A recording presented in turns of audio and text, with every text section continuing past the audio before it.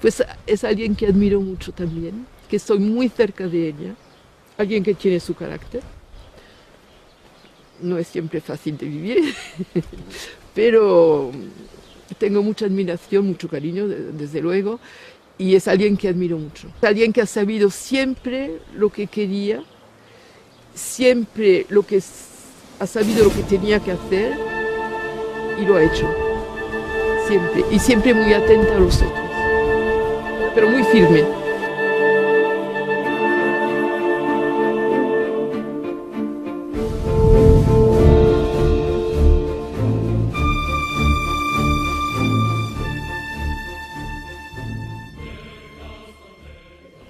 Sara Berenguer nació el 1 de enero de 1919 en Barcelona.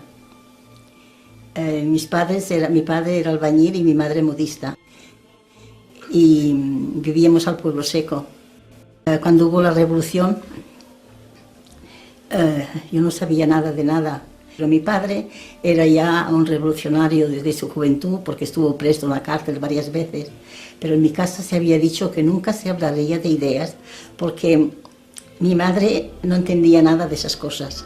Y mi padre le prometió que no se ocuparía más de nada, nunca más.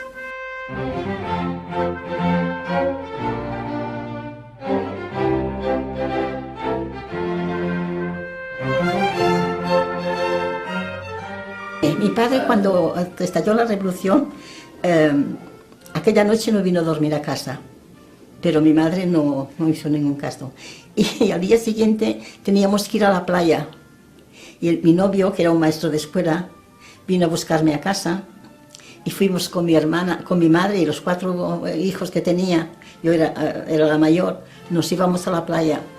Y cuando pasábamos por la calle, no recuerdo ahora el nombre, alguien que venía en sentido contrario nos dijo: ¡ay, la revolución!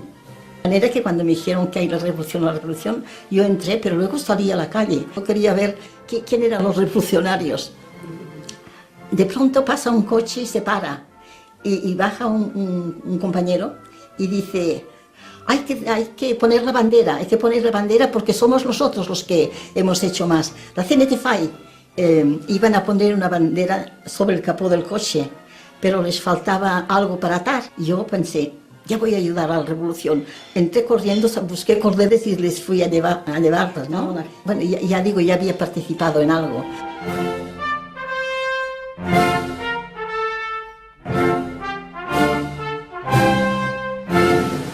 Al día siguiente mi padre vino.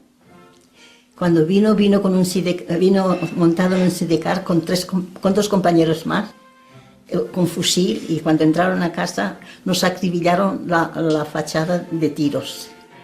Entonces mi padre subió al primer piso para responder con los otros compañeros. Y yo lo seguí.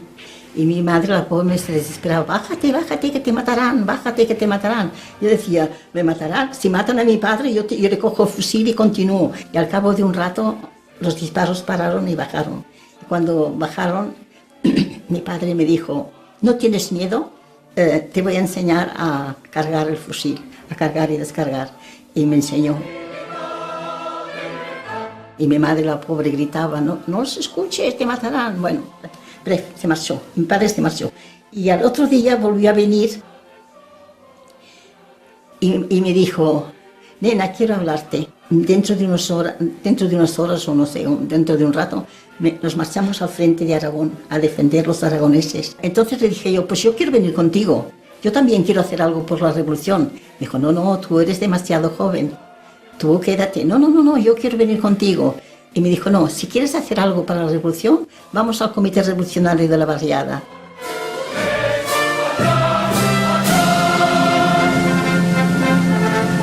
Y allí buscó compañeros que no estaban en otro lugar, los encontró y finalmente les dijo: aquí está mi hija que quiere hacer algo por la revolución. Y yo me marcho al frente. Ahí me dijeron: compañera, ¿tienes miedo? La primera vez que oía decirme compañera, y eso me llenó. ¿Tienes miedo? Digo: no, ¿a qué? Dice: es que tenemos una enfermera que está a punto de dar a luz y necesitamos una enfermera en los federales, que era una asociación nuestra, y nos hace falta la compañera para reemplazarla. Yo digo, bueno, pues sí, pero es que tienes que venir de noche. Pues de noche, no importa. Y a partir de ahí empecé yo a estar en la revolución.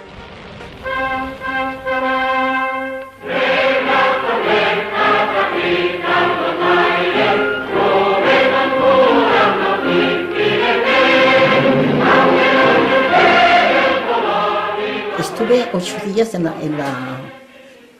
enfermera y al cabo de 8 días no vino nadie. Y entonces me fui al comité y le dije, no quiero ser más enfermera porque no haga nada para la revolución.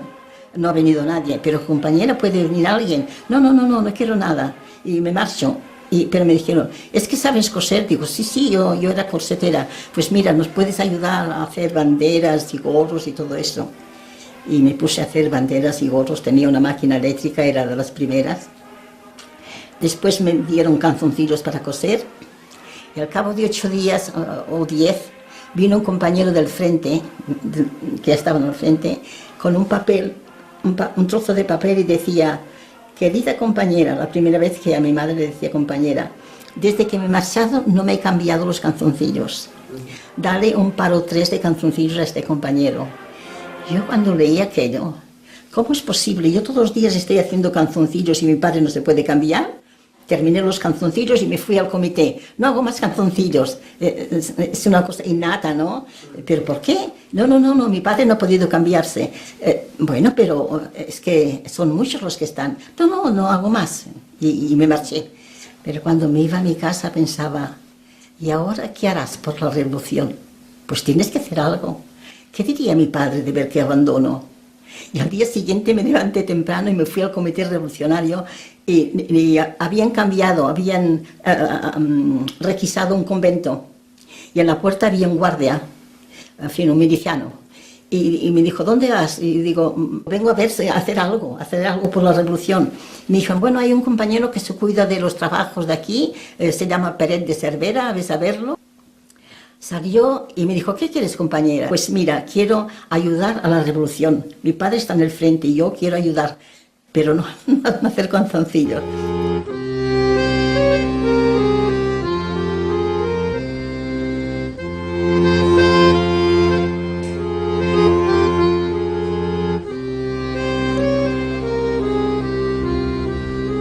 El comité revolucionario se ocupaba por controlar las casas donde habían fascistas, la alcaldía, donde había la Guardia Civil, y en todos estos lugares pusieron, esta gente marcharon y pusieron milicianos para custodiar las casas, ¿no? Después, como vivíamos en la barriada de las Corts, estaba cerca de la Diagonal, también puntos estratégicos con milicianos. De eso se cuidaba el comité revolucionario. Después el enlace con las demás barriadas, constante, y el enlace con el comité nacional o comité regional primero, y sobre todo si teníamos alguna denuncia íbamos a ver lo que pasaba. Se hacían pases para la gente que querían viajar y bonos para la gente que no tenían que comer, y nosotros, el comité revolucionario sabía que eran gente necesitada y les ayudaba.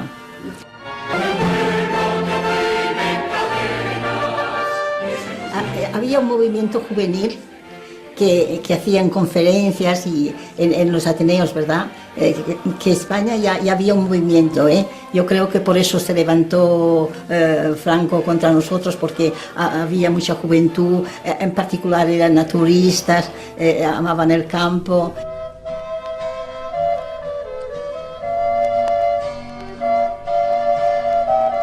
Muchos compañeros no nos comprendían, porque pensaban como yo pensaba el primer día, ¿para qué? Mujeres libres.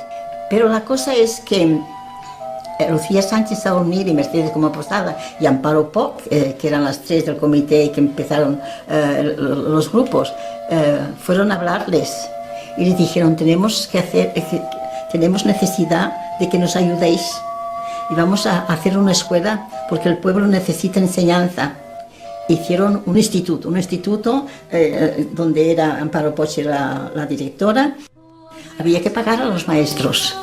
¿Cómo lo íbamos a pagar nosotros? El Comité Nacional de la FAI aceptó pagarnos los profesores. Eso es muy importante. Eso prueba que en el fondo nos consideraban, pero no querían que se... Las mujeres de colaborar en la hermosa obra de la humanidad. Mujeres, mujeres, necesitamos.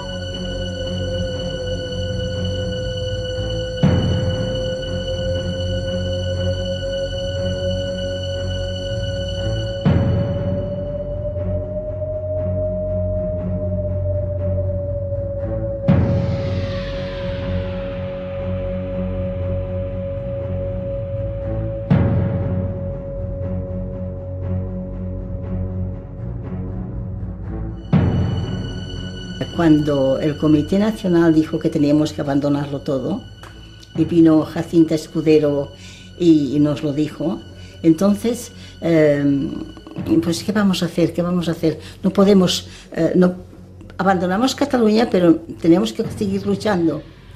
Y como yo había ido muchas veces a hacer visitas a la 26 División y conocía muy bien a Ricardo Sanz, dije, pues a la 26 División, la que quiera venir, que venga. Nos vamos a la 26 División, algo haremos, camilleras, enfermeras, lo que sea. Y si hace falta coger el fusil también. Y salimos de Barcelona a pie. La aviación entraba por un sitio y salía por el otro y luego entraba otra. De manera que era el último día, al día siguiente ya entraron los fascistas. Y cuando llegamos, fuimos a pie hasta Granollers, vi luz en un lugar y lo reconocí y digo, pero aquí es cuando yo vine a hablar para Durruti. Entonces entré y encontré a las compañeras de Mujeres Libres. Y me dijeron, ¿qué pasa? ¿Cómo vais? Bueno, pues nos vamos para la 26 División. Pues nosotras venimos juntas. Pero ¿y cómo vais? Pues a pie. Finalmente encontraron un camión. Subimos en el camión, nos dieron armas, nos dieron medio saco de alubias y nos dieron un jamón y unos botes de leche. Porque de todas las familias, las muchachas, aquellas jóvenes de Granollers que se habían unido a nosotras, entre todas éramos 21. Los abuelos subieron en un autocar pequeñín y recogieron los niños. Y ellos iban adelante y nosotras detrás. Y bueno, y ya cuando ya habíamos avanzado bastante, salieron las tropas republicanas y nos pararon. Y nos quitaron el camión y nos quitaron las armas. Y claro, éramos 21 compañeras y bueno, el único que era hombre era el chofer, ¿no? Y tuvimos que dejar el camión y hacer el camino a pie. Y luego el autobús que se había marchado antes, como ya sabía que íbamos a pie, vino a nuestro encuentro, ya habíamos hecho más de la mitad del camino y fuimos hasta Figueras y dijimos, ¿habéis visto los compañeros? Los compañeros no hay nadie. Todos se van por la carretera, nada más hay que cosas que han tirado, todo está destartalado, ¿no? Bueno, vamos a llegar hasta Figueras y llegamos hasta Figueras. Entonces, ¿y ahora qué hacemos? La 26 División. Allí no había 26 División ni había nada. La 26 División estaba a otro sitio.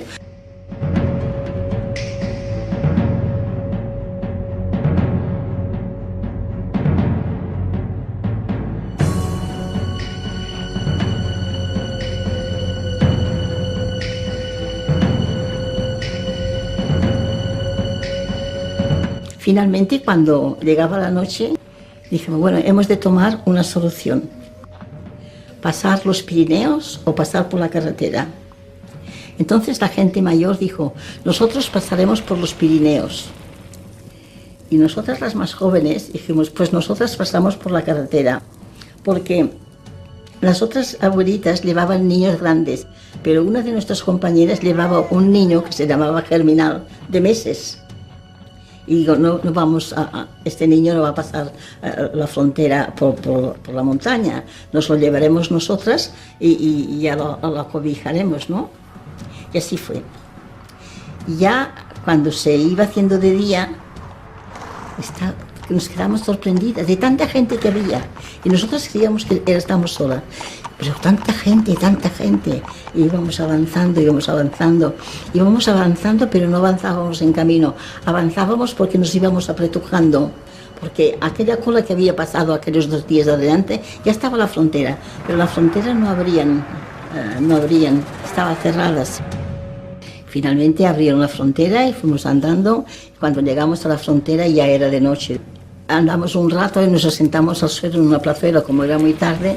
Todo las 21 compañera y el niño.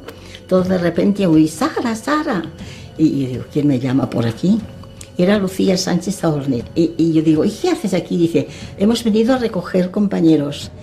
Dice, pero ya tenemos el camión lleno, un camión de bestias, ¿no? De traslado de animales.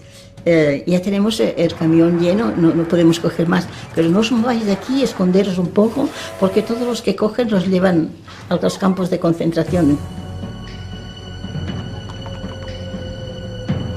A medianoche Lucía volvía y nos recogió. Cuando llegamos a Perpiñán, era la madrugada y nos llevaron a un hotel. Allí había, siempre me acordaré, un plato de sopa y una banana. Y al día siguiente, apenas hacía día, ya volvieron otra vez, me parece que vino Lucía para que fuera al secretariado, porque necesitaban una mecanógrafa. Como yo ya había trabajado en CIA, me conocían muy bien. Entonces fui allí y estuve 2 días trabajando. Pasaban mucha gente que más o menos, algunos tenían familia por Francia o amistades y necesitaban el dinero, porque no tenían dinero francés. Y CIA les avanzaba el dinero que necesitaban. Yo me ocupaba de hacer los recibos y de hacer el control, ¿no? Al cabo de 2 días vino un compañero de Béziers y vino con una furgoneta llena de ropa para repartirla, para que la repartiéramos en CIA a los refugiados, porque claro, yo la única cosa que me llevé de España fue mi pensamiento y mi ideal, ya no me llevé más nada. Y los compañeros sabían que yo tenía familia en Béziers. Y a mí, tan pronto pasamos la frontera, empecé a dar la dirección de mi familia, porque pensé, no sé a dónde nos encontramos, por mediación de ellas siempre nos encontraremos de nuevo, porque no sabíamos dónde íbamos a parar. De manera que el compañero que vino a verme y me dijo, ¿tú tienes familia en Béziers? Pues sí. Pues ¿y quiénes son? Y yo dije, pues no los conocerás. ¿Cómo no los conoceré? Sí, yo conozco a todos los de Béziers. No los conocerás. Me dije, pero dime cómo se llaman. Digo, pues mi tío se llama Rafael Pérez, trabaja en la viña. Y mi tía hace confección y la vende por los pueblos. Ay, me dice Margot, yo la conozco muy bien, Margot. Ay, dice, no te preocupes, yo te llevo. Digo, pero yo no me atreví a marcharme. Y Baruta dijo, vete y ya volverás a venir. Ves a ver a tus tíos que les darás una gran alegría. Y sí, me vine a Béziers. Cuando llegué a Béziers, mis tíos, claro, estuvieron sorprendidos. Al cabo de 2 o 3 días, Lucía me telefoneó a correos, porque entonces no había teléfonos en las casas. Y fui y me dice, Sara, ven enseguida, porque la policía aquí hace una razzia, los recoge a todos los que encuentra por la calle y los envía a los campos. Vente enseguida y nos vamos a París. Trasladamos el comité de CIA a París. Entonces le dije, mira, yo puedo quedarme con mis tíos. Sin embargo, aquí hay compañeras que están dentro del refugio que cojan mi sitio y que vayan a París. Porque yo lo que quería es que nos ayudáramos todas. ¿Tú quieres decir? Sí. Yo había dado mi dirección a tantas personas, pues mi nombre iba por los campos de concentración, sobre todo Saint-Tropez, Argelès-sur-Mer y hasta Arte. No comprendía cómo había pasado eso tan deprisa, ¿no? Y uno buscaba a su madre, el otro buscaba a sus hijos, el otro había perdido a la compañera, a ver si los podía. Y yo pues procuraba hacer gestiones. Me fui al centro español y justamente encontré al compañero que había venido a Perpiñán y dije, mira, me pasa esto. Yo escribo a los compañeros de los campos para buscar unir las familias y me convendría que mis tíos no me pueden pagar y pagar la correspondencia y me hace falta de ellos, papel y todo. Me dijeron, aquí tienes papel, lápiz, lo que haga falta, sobres, y cuando tengas la correspondencia tú nos la traes, nosotros cada día la mandaremos. Y así hacemos. E hice un dossier así. En junio del 39 recibí un telegrama de Jesús porque Jesús había quedado al otro lado, estaba en la 28 División, pasó la frontera por los Pirineos y claro, como tenía mi dirección, me mandó un telegrama y lo fui a buscar a Perpiñán. Pero lo tuvimos en casa 8 días, pero mis tíos no tenían el derecho de guardar un clandestino. Lo llevamos a un cuartel que había al fondo, al entrar a Beciés, de este lado, y este cuartel iba recogiendo los compañeros o los refugiados que se escapaban de los campos. Cuando veían uno lo cogían y lo llevaban allí. Y después cuando tenían 3 o 4 los llevaban a Agde, que es donde había el campo de concentración. El gobierno francés sacó los refugiados de los campos de concentración, no todos, pero una gran mayoría, y les hizo hacer las vendimias.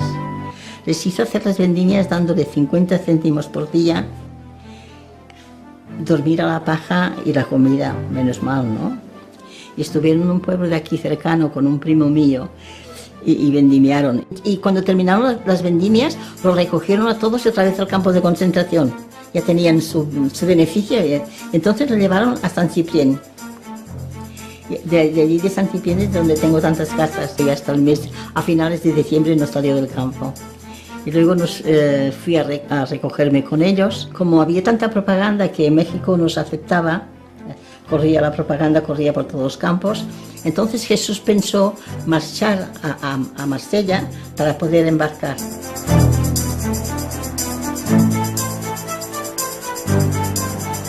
El soldado mexicano alquiló 2 castillos, o sea, una casa grande, sí, un gran casalicio y un castillo. En el castillo aceptaron los hombres y en el otro las mujeres. Pero yo había quedado encinta, y era también un problema. Entonces me vine a Beciés. Y mi tía, cuando me vio, la pobre se asustó. Y yo, mira, acompáñame al hospital, iré a ver a la directora de la maternidad. Yo hablaré con ella para que me cojan antes. En fin, entré al hospital antes de hora y le dije que me faltaba 3 semanas, me faltaba casi 1 mes y medio. Pero bueno, estuve bien, les ayudaba a plegar velas y todo, y fue bien.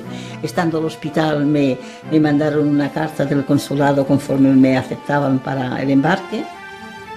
Pasó 1 mes, pasó 2 meses, al cabo de 2 meses dije a Jesús, yo aquí no puedo estar más, soy un peso para estas personas. Yo y un niño, yo ayudaba, pero no era eso, ¿no?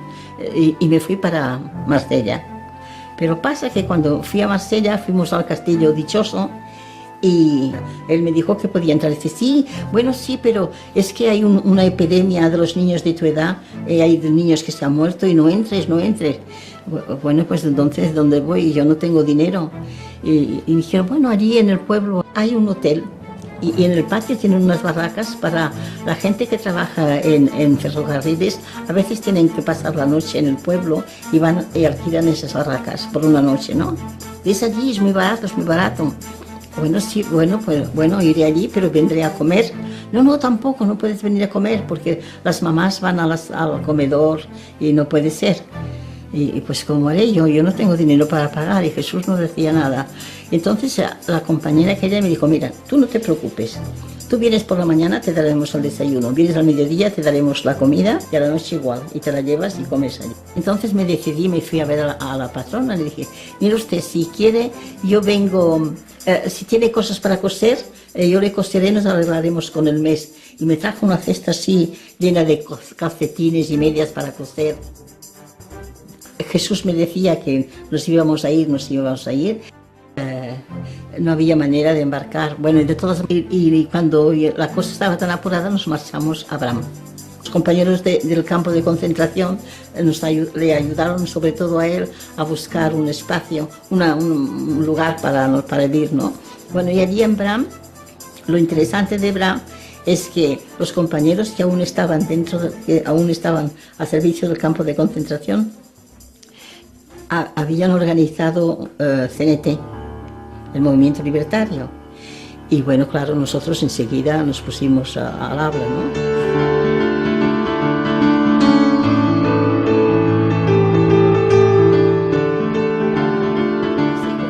casa de campo que estaba toda derruida, pero allí nos fuimos y organizamos CNC muy bien. Y en casa organizamos el comité departamental. Y bueno, hicimos la reunión, hacíamos las reuniones a casa. La que se desplazaba a Toulouse para ir a ver a los compañeros era siempre yo. Estando allí recibimos el compañero Raúl Carballeira, que fue, más tarde fue asesinado a Montjuïc, porque iba y venía. También estuvo con nosotros Felipe Alaiz. Ya cuando... porque había 3 comités nacionales. Había un comité nacional en Toulouse, un comité nacional a Montpellier y otro comité nacional en el Cantal. Bueno, había un comité, porque allí donde se agrupaban los compañeros, pues hacían un comité nacional, porque no sabían que había otro, ¿no? Finalmente los de Montpellier se dieron cuenta que había el comité nacional en Toulouse, el secretario era Juan Molina, y decidieron de hacer una reunión a Béziers para unificar, ¿no? Y cuando se terminó la reunión, el compañero cogió toda la documentación, se marchó a la estación para volver a Abraham, pero la estación estaba así de SS y pedían los papeles. Entonces él se volvió de inmediato a la casa donde lo había recogido y les dije, guardarlo todo, yo no puedo subir al tren. Yo les dije, bueno, pues yo iré.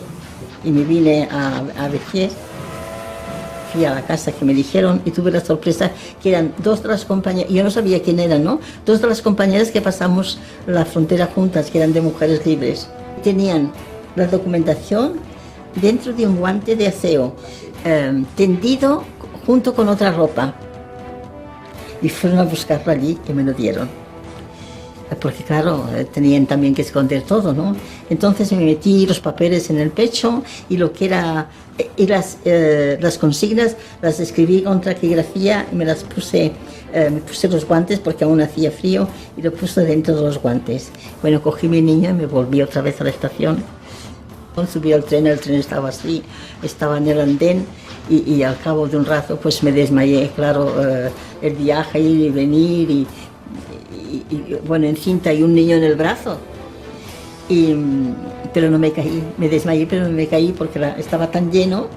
Y cuando abrí los ojos, un soldado alemán me estaba dando café, una taza de hierro, un cubilé, como dicen aquí. No me volví a desmayar, aguanté, ¿no? Por mi niño, y me bebí el café. Y entonces el otro me dio una mandarina, que hacía no sé los años que no había visto yo una mandarina. Bueno, y así llegué a Abraham. Y cuando les conté, los compañeros tenían la carne de gallina, porque si me hubiesen destapado o encontrado, pues campo de concentración alemán, eso seguro. Pude informar a los compañeros, la cosa iba, pero en casa pues siempre teníamos a alguien, siempre venían compañeros de aquí y de allá. Lola y Turbi, su compañero, vinieron también. Bueno, tuvieron muchos compañeros. Félix Carrasquer, sí, Félix Carrasquer no vino a Abraham, pero su tío, Felipe Alaiz, estaba en un pueblecito que le llamaban Le Signan-la-Sèvre. Y de vez en cuando venía y se estaba un día con nosotros. Y luego se volvía. Y Félix fue a ver a su tío. Félix tenía, claro, yo lo conozco, como no veía, tenía las ideas un poco así. Lo que él decía, si me hubiese visto, quizás muchas cosas de las que dijo no las hubiera dicho. Y yo también, respetando su vista, también no me atrevía a discutirle demasiado. Pero en fin, recogí. Allons enfants de la patrie, le jour de gloire est arrivé, contre nous de la tyrannie. Finalmente la guerra se terminó. Ya poco tiempo después, en el 44, la guerra se terminó. El día que entraban los compañeros españoles entraban con los tanques a París, nacía mi hija. Pero nosotros, ¿qué pensábamos cuando ayudábamos? Ayudábamos porque era contra el fascismo. Y salíamos de un fascismo, teníamos que vencer otro, estuviéramos donde estuviéramos. Y por eso teníamos tanta fe en nosotros y tan unidos, ¿no? Y ya la guerra se terminó y decidieron de hacer reuniones en cada región para nombrar los secretarios de región. Y en el Oda, que era nuestra región, se presentó como secretario Jesús y Ángel Aranzáez, que era tan amigo mío, que estaba con los contra España, como ellos decían, ¿no? Sí. Y Jesús se fue a de Cazevilla, que fue donde hicieron el meeting, habló y finalmente salió Jesús secretario. Si vinimos a veces. Y lo pasamos muy mal. Lo pasamos muy mal porque él creía que encontraría enseguida, volviendo otra vez, habiendo trabajado como había hecho, de pintor. Pero aquí, pintor, justo las casas al interior, y creía él pintor de arte, nadie le daba trabajo, y pasamos mucha mala época. Menos mal que yo me puse a coser y durante mucho tiempo comíamos de lo que yo ganaba trabajar. Vamos a llegar al 63. Yo tuve una doble oclusión intestinal y fui hospitalizada. Estuve muy enferma, estuve muy mal. Y cuando apenas había, porque estuve 8 días en medio coma, y a los 8 días, un día vino Jesús, Salvador Gorruchari y Alberola. Bueno, y digo, Sara, venimos porque te tenemos que contar algo. No se daban cuenta en la situación que yo estaba, pero bueno, a mí no me importaba. Si eran cosas nuestras, aceptaba. Acaban de asesinar a Delgado y Granados. Fíjate tú, al día siguiente me vinieron a dar la noticia esta. Y luego se marcharon. No, Granados y Delgados, antes de pasar allí, tenían que pasar por aquí. Porque esto era el descanso, ¿no? Los que venían de España venían y estaban aquí. Estaban una noche, un día o unas horas y luego se marchaban, ¿no? Muchos de ellos empezaron porque los grupos iban y venían. Alguien nos delató. Entre los grupos que debía haber algún chivato.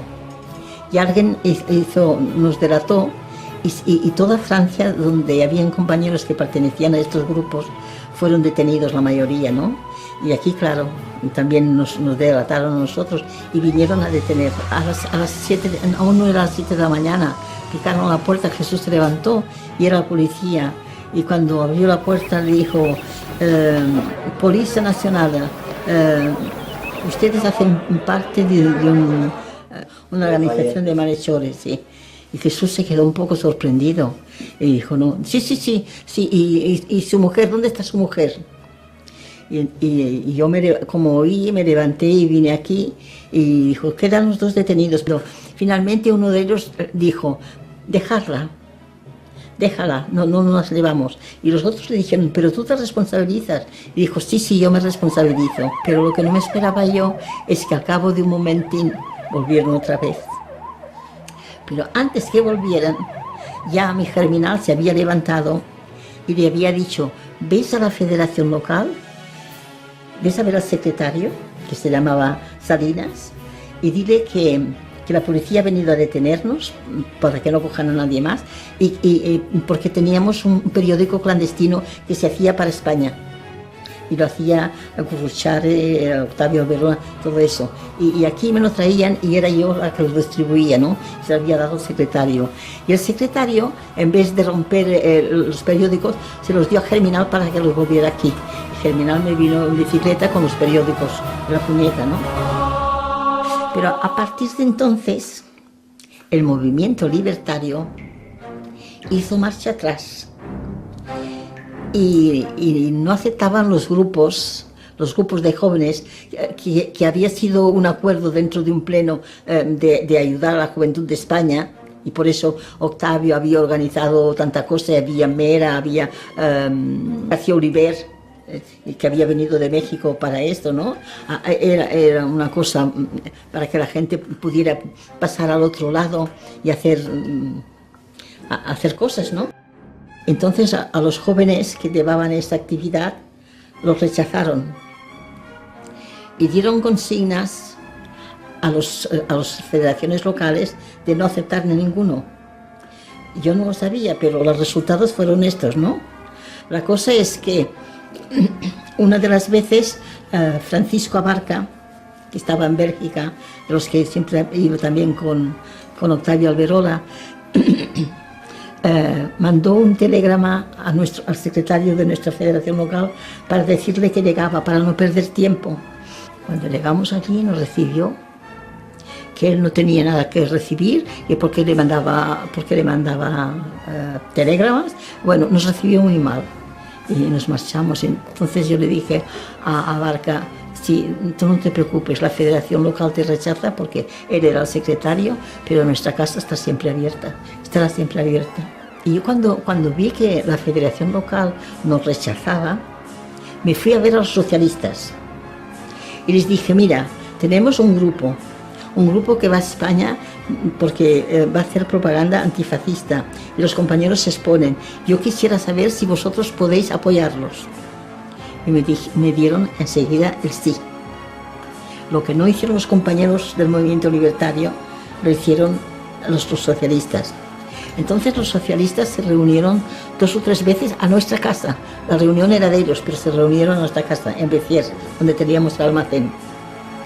Entre ellos había una mujer que era diputado del departamento, que era maestra de escuela y alcalde de un pueblo cercano de aquí. A cabo de poco tiempo le dijo a Jesús: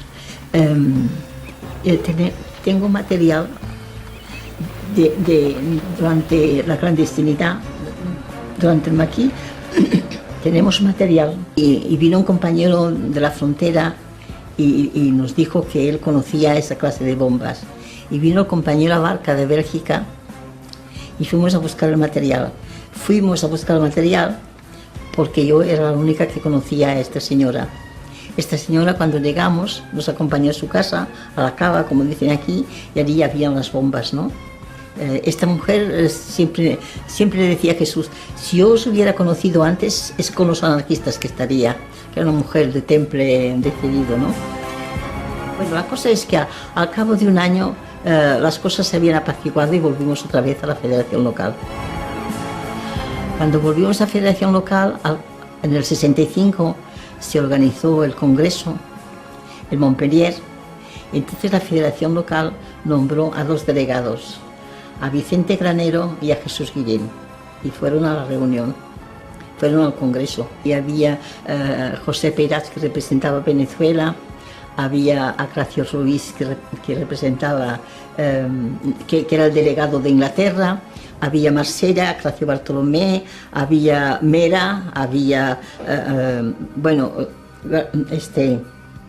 Aurelio Fernández, que había sido no sé qué en España muy importante. Bueno, habían muchas delegaciones.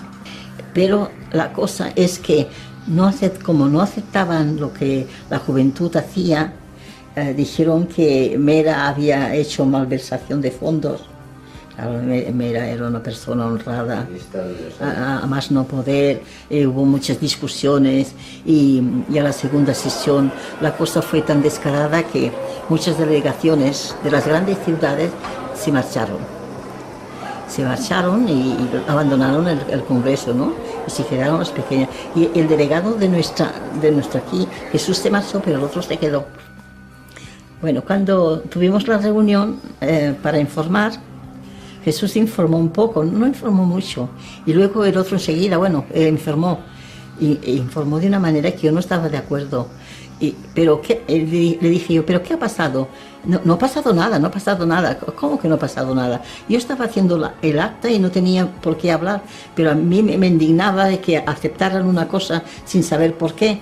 Y dije: mira, tantos compañeros se han ido, sé el nombre de todos y sé los afiliados que representan, y sé que han quedado más delegaciones en el Congreso, porque eran pequeñas delegaciones, ¿no? Porque era Federica y el Esglés, habían los pueblecitos pequeños que habían alrededor de Toulouse, habían hecho mandar delegaciones.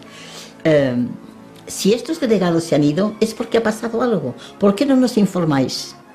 Entonces el otro que iba con Jesús enseguida se levantó y explicó, pero a mí no me convenció. Dijo, no, yo no estoy de acuerdo. Entonces el secretario que teníamos me dice, entonces ¿tú qué quieres? ¿Que les demos la razón a los que se han ido y que se la quitemos a los que se han quedado? Y yo, no. Yo quiero que se nos informe. ¿Cómo voy a dar la ración a los que se han ido y que no se nos informe? ¿Por qué se han ido? Si se han ido es que ha pasado algo grave, no tenéis que informar. No, pues allí no pasó nada. Y bueno, pues vamos a esperar las actas. Y cuando le pedí la palabra, el secretario, que se llamaba Salinas, se levantó con un papel en la mano y dijo, los compañeros Jesús y Sara son unos proscritos y además pertenecen a una asociación de malhechores. Lo mismo que la policía cuando vino. Cuando vi aquello, después de todo lo que habíamos hecho nosotros por nuestro movimiento, por nuestro sentir, ¿no? Me levanté y digo, basta, no estoy ni entre compañeros ni entre hombres. Y ya me podéis dar de baja y me marché. Todo el mundo sabe ya que tú eres un anarquista, porque eso salta a la vista y no hay nada que aclarar. Lo que pudiste hacer, lo hiciste todo con crecer. No tardaron mucho tiempo, parte de los compañeros que se habían quedado, venirnos a ver y hacer un grupo aparte, el Frente Libertario, sí. De manera que lo que hicimos en Béziers se hizo en muchos lugares. La cosa que tengo que decir, y a todos los que que tropiezan delante, es de nunca abandonar, porque por lo menos yo, no abandoné nunca. Continué luchando, continué haciendo lo que hacía, continué escribiendo, haciendo pequeñas cosas, ¿no? Pero muchos de la Federación Local de Béziers ya no volvieron más, aparte del grupo que vino aquí. De manera que lo que importa, a mí te has dado de baja, sí, pero yo soy la misma. Yo continuaré igual, yo continúo igual. Así tiene que hacer toda la juventud y ante los tropezones que se encuentran, hay que ir siempre hacia adelante. Bueno, la cosa es que nos reuníamos aquí y a poco tuvimos noticias de que en Toulouse habían hecho un grupo, en París, en Marsella, y los primeros grupos que se reunieron en Toulouse. Allí fuimos con Jesús 2 veces, ¿no? Había Ramonín, que aquella época aún estaba en Francia. Bueno, había varios compañeros, ¿no? Y allí nos reunimos y tomamos disposiciones y pues hicimos una gran labor, porque al cabo de poco tiempo ya se dijo de hacer el Frente Libertario para informar a España. Se mandaba por toda Francia y para España hacían una edición especial con papel fino para que pudiéramos mandarla a España. Y de eso me ocupaba yo. Y así hemos continuado. Yo quisiera que la juventud no parara nunca y se fuera hacia adelante, la juventud y los menos jóvenes, porque no hay que pararse nunca cuando hay un corte o algo que nos trastorna, hay que continuar la lucha. Y es de la única manera que el mundo avanza. Cualquiera que sea izquierdista, pero si es un anarquista, ese se podrá quedar. La anarquía es un sentimiento de cada persona y se nace anarquista. No se hace anarquista, se nace anarquista. Nacer anarquista es nacer con un sentimiento dispuesto a ayudar a la solidaridad, a entreayudarse, porque si no es así no puede ser. La lucha se lleva para todos, no para sí mismo. Entonces ya no se es anarquista, porque ya se es egoísta, ¿no? Pero el anarquista es el que ve el mundo que sufre y que da su vida, inclusive para realzar a los compañeros que sufren y a los demás. Ese es mi punto de vista. Y venga lo que venga, él sigue adelante con su idea, ¿no? Con su idea de reivindicación de la humanidad, de la solidaridad y de la fraternidad. Porque las ideas son de siempre. Eso nunca puede morir. Sí. Y los sentimientos también. son cosas que nunca pueden morir. El día que mueran los sentimientos y el amor, se acabó el mundo. Pero eso no se morirá nunca, por mucha gente mala que haya. ¿Sí? Yo pido a la juventud que continúe igual y que no sean perezosos para afrontar la vida, porque luego los resultados son muy malos. ¿Sí?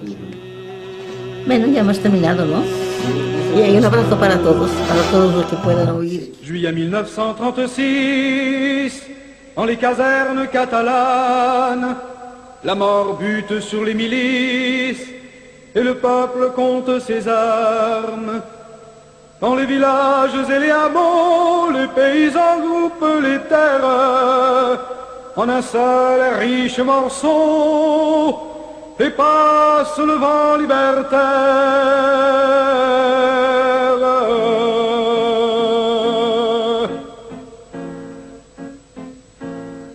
Je pense à vous, vieux compagnons, dont la jeunesse est à la douane. Et pardonnez si ma chanson vous refait mal à votre Espagne. Mais j'ai besoin de vous apprendre, j'ai envie de vous ressembler. Je gueulerai pour qu'on entende ce que vous m'avez enseigné.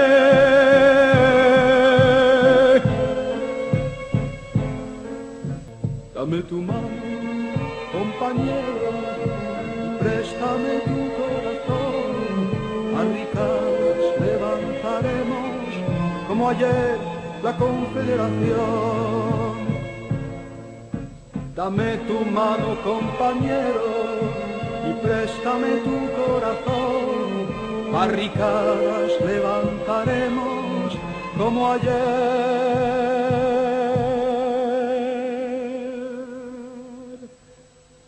La Confederación.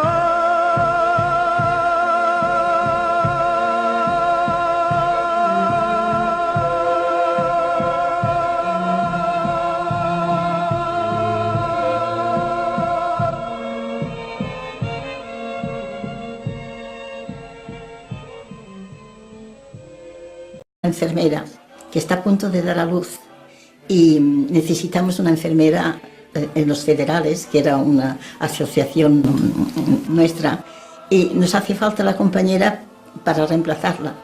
Yo digo, bueno, pues sí, pero es que tienes que venir de noche. Pues de noche, no importa. Y a partir de ahí empecé yo a estar en la revolución.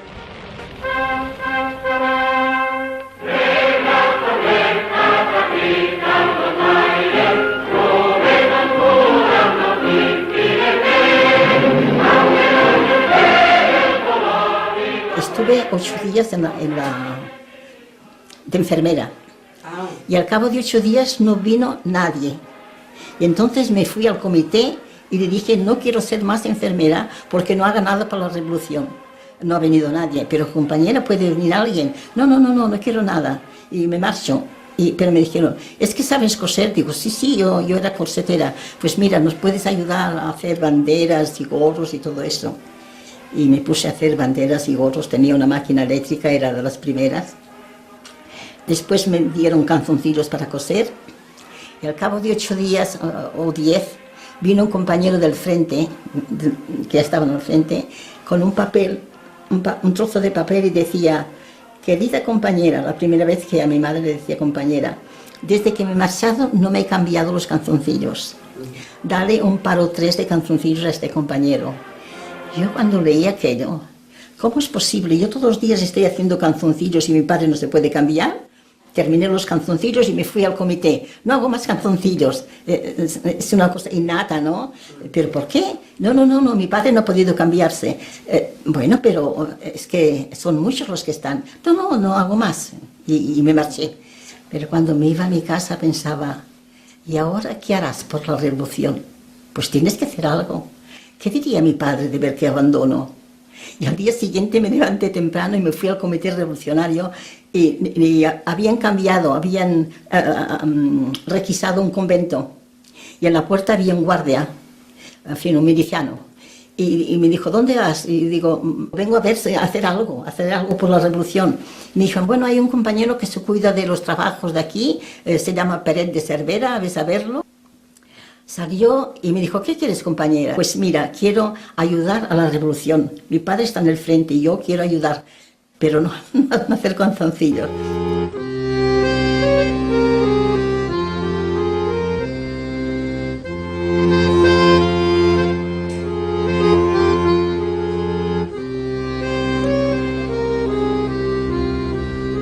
El comité revolucionario se ocupaba por controlar las casas donde habían fascistas, la alcaldía, donde había la Guardia Civil, y todos estos lugares pusieron, esta gente marcharon y pusieron milicianos para custodiar las casas, ¿no?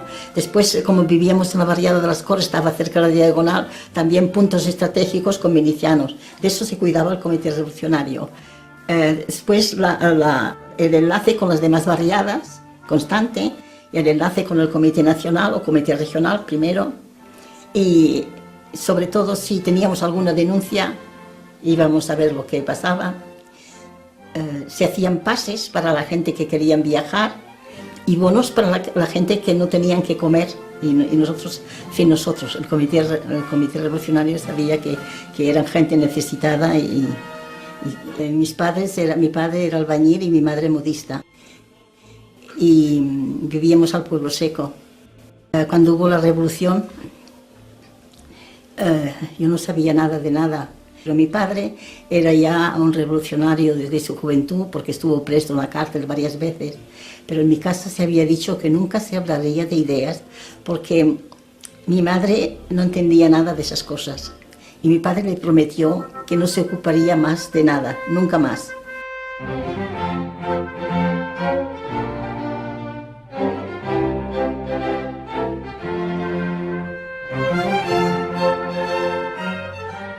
Mi padre, cuando estalló la revolución, aquella noche no vino a dormir a casa, pero mi madre no hizo ningún caso. Y al día siguiente teníamos que ir a la playa. Y mi novio, que era un maestro de escuela, vino a buscarme a casa y fuimos con mi hermana, con mi madre y los 4 hijos que tenía. Yo era la mayor, nos íbamos a la playa. Y cuando pasábamos por la calle, no recuerdo ahora el nombre, alguien que venía en sentido contrario nos dijo, ¡ay, la revolución! De manera que cuando me dijeron que hay la revolución, yo entré, pero luego salí a la calle. Yo quería ver quién eran los revolucionarios. De pronto pasa un coche y se para, y baja un compañero y dice, hay que poner la bandera, porque somos nosotros los que hemos hecho más. La CNT-FAI iban a poner una bandera sobre el capó del coche, pero les faltaba algo para atar. Yo pensé, ya voy a ayudar a la revolución. Entré corriendo, busqué cordeles y les fui a llevarlas, ¿no? Bueno, ya había participado en algo.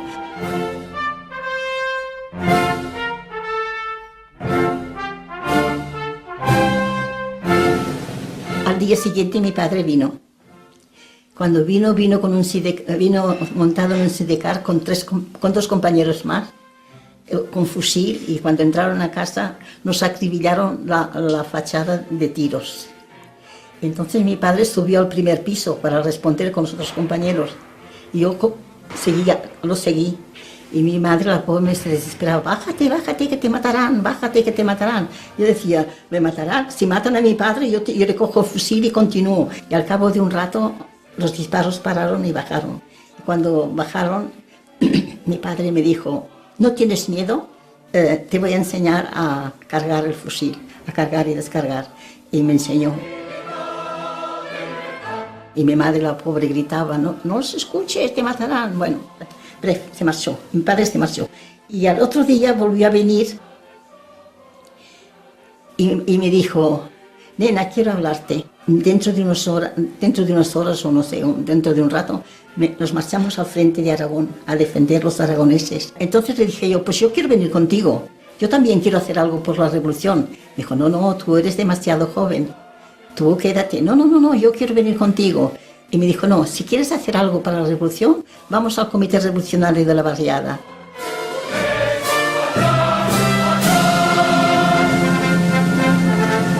Y allí buscó compañeros que no estaban en otro lugar, los encontró y finalmente les dijo, aquí está mi hija que quiere hacer algo por la revolución, y yo me marcho frente. Ahí me dijeron, compañera, ¿tienes miedo? La primera vez que oía decirme compañera, y eso me llenó. ¿Tienes miedo? Digo, no, ¿a qué? Dice, es que tenemos una... Negras tormentas agitan los aires, nubes oscuras nos impiden ver, aunque nos espere el dolor y la muerte, contra el enemigo nos llama el deber. El bien más preciado es la libertad, hay que defenderla con fe y valor. Alza la bandera revolucionaria que lleva al pueblo a la emancipación. Alza la bandera revolucionaria que lleva al pueblo a la emancipación.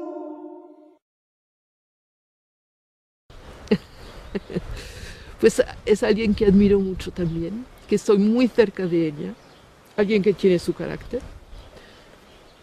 No es siempre fácil de vivir, pero tengo mucha admiración, mucho cariño, desde luego, y es alguien que admiro mucho. Es alguien que ha sabido siempre lo que quería, siempre ha sabido lo que tenía que hacer y lo ha hecho, siempre, y siempre muy atenta a los otros, pero muy firme.